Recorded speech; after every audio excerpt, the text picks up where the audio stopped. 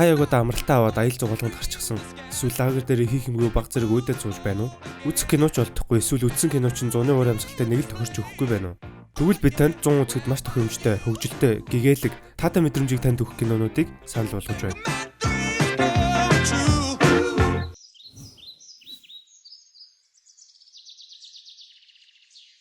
Бичлэгээ эхлэхийн өмнө манай сувгийг subscribe хийж, pop соёлтой холбоотой сонирхолтой видеонуудаас оцрохгүй тулд хонхон дээр дарахаа бити мартаарай. Амжилттай яваа хүн бүрийн ард олон жилийн бүтлгүүтэл, азгүйтэл, амжилтгүй он жилүүд байдаг. Заримдаа өөр зүйлийг ирж хайж байгаад илүү дээр зүйлдээ нүр тулганч бий. Эхлэл бол төгсгөл, төгсгөл бол эхлэл. Тус кинон дээр тэмэл зүйлдээ өмнө нүр тулж байсан хүмүүс нэг нэгнтэйгээ учирдаг. Харин тэд нэг нэгнийхээ дахин эхлэх суурь болж өгдөг. Кино урлаг бол бидний амьдралын салшгүй эсүүдийн нэг, хөгжимч мөн адил. Тэгвэл энэ хоёрыг хослуулж хийгдсэн маш чанартай бүтээлүүдийн нэг бол 2013 онд нээлттэй хийсэн Begin Again. Зохиолч найруулагч John Carney уг киноны зохиолыг бичиж найруулсан бөгөөд түүний бүтээлүүд үргэлж хөгжимтэй ямар нэгэн байдлаар холбогддог нь түүний онцлог билээ. Тийм ч учраас энэхүү киноны хөгжимтэй эсүүдийг магтахгүй байхын аргагүй юм. Maroon 5 хамтлагийн дуучин Adam Levine дуулсан Lost Stars дууг хүн бүр л мэдэх байх. Гэвч энэхүү киног үзснээр уг дууны өөр нэгэн хөлбөр буюу жүжигчин Keira Knightley-гийн дуулсан хөлбөрийг та илүүд үзэж магадгүй юм. Хэрвээ та уг киног үзэж амжаагүй бол амралтын өдрүүдээр заавал үзээрэй.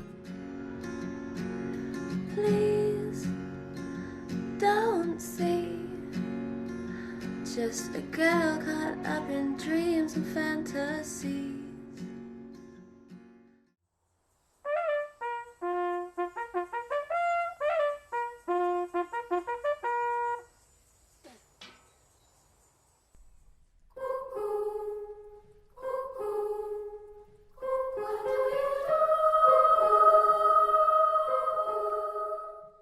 Өөрийн хамгийн хайртай зүйлийг хэрхэн яаж хийх тал дээр өөрийн гэсэн хэм маягтай байна гэдэг маш чухал зүйл. Өөрөөр хэлбэл бидний бусдаас ялгарх давуу тал байна болно гэсэн үг юм. Тэгвэл зохиолч найруулагч Wes Anderson-ы кинонууд бидэнд тэмэл мэдрэмжийг өгдөг. Moonrise Kingdom киноны хийц, зохиол, зураг авалт, тоон гих зэргээс та шууд Wes Anderson гэж таних болно. Уг кинон товч үгээр бидэнд тэр чигээрээ хайрыг мэдрүүлэх болно. Залуухан хосуудын нэгэн төрөл заасан хайр дурлалыг хинч зогсоож чадахгүй шүү дээ.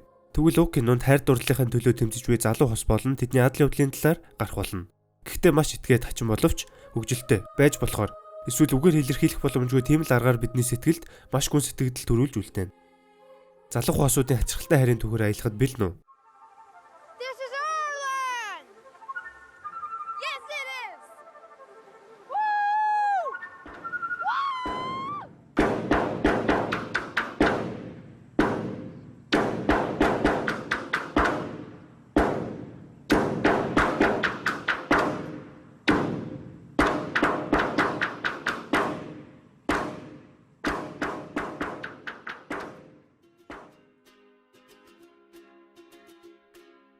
Бидний амьдарч буй нийгэм заримдаа биднийг тэндээс сухтад хүргэдэг. Гэхдээ ганцаараа биш. Хүн бүрт үн цэнтэй нөхөрлөл, үргэлж аригчин даах найз нөхөд хэрэгтэй. Ганцаараа бид хинч биш.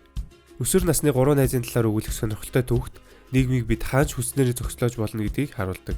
Ердөө хайрцаг дотроосоо гарч эргэн тойрноо ажиглаж өөрөөр сэтгэх хэрэгтэй. Ингээд тэд нэг зуныг хамтдаа өнгөрүүлж өөрсдийн нууцод байшин барьж тэндээ өрх тусгаарлан амьдардаг. The Kings of Summer кинонд хайр дурлал, гэр бүлийн харилцаа энэ бүгд дөнгөж өсвөр насндаа явж буй хүүхдэд хэрхэн нөлөөлж байгааг илүү харуулахыг зорьсон. Мөн тэдний хөгжилтэй эрдэнэ сонирхолтой адал явдлууд, гайхалтай зураг авалтууд нь танд яа харахгүй таалагдана гэдэгт итгэлтэй байна. Тэгвэл 3 найзын зуны адал явдлыг амралтын өдрөөрөө найз нөхдөөрөө цуглан үзхийг бид танд санал болгож байна.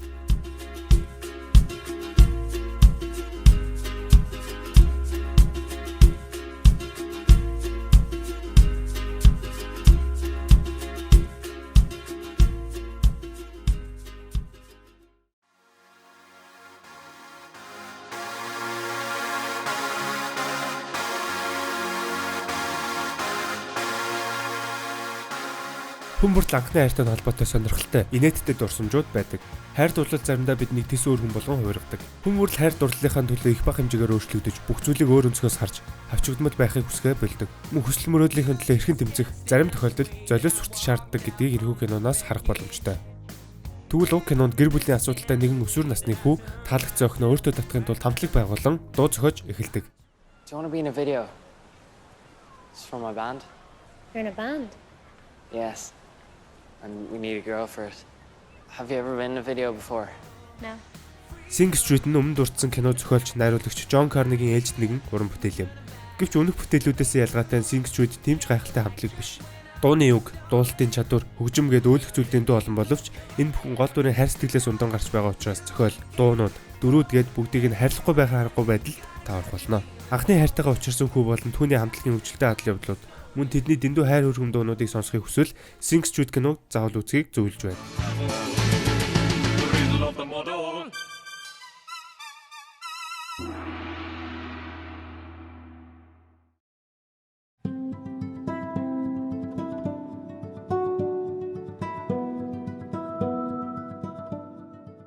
Хайр дурлал зөвхөн бидний мэддгээр байх албагүй. Хайр бол хязгааргүй. Ёроол нүл харагдах далаа шиг хачин жигтэй сэтгэл хөдлөлөөр дүүрэн тийм л ертөнц. Бас хайр дурлалд хөөсүгүй. Тэгвэл 2018 оны Алтан бөмбөрцгийн шилдэг кино, Оскарын шилдэг сэдвчилсэн зохиолоор шагнал хүртсэн Call Me By Your Name танд жинхэнэ халуун зууны уур амьсгалыг мэдрүүлэх болно. Киноны үйл явдал 1983 онд Италийн хойд хэсэгт өрнөх бөгөөд өмнө дурдсанчлан бидний төдийлөн мэдэхгүй, зарим хүмүүсийн ойлгохыг ч хүсдэггүй хайр дурлалыг гайхалтай романтик байдлаар илэрхийлдэг. Мөн сэтгэл хөдлөм харилцан яриа, нүд тужирлам, зураг авалтууд нь энэхүү киноны амин сүнс юм. Our hearts and our bodies are given to us only once. And before you know it, your heart's worn out. And as for your body, there comes a point when no one looks at it, much less wants to come near it. Right now, there's sorrow, pain. Don't kill it. I'm with it, the joy you felt.